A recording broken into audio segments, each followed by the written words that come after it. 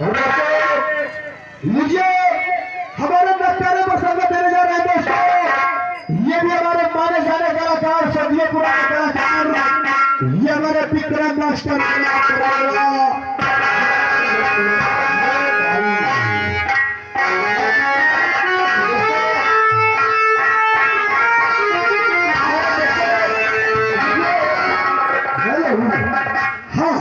कहानी के साथ साथ हमारे ढोलक पर संगत देंगे दोस्तों।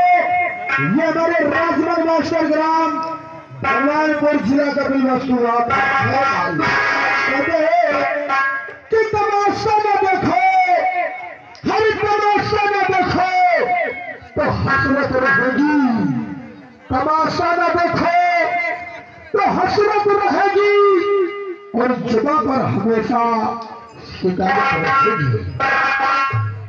तमाशा हम दिखाएंगे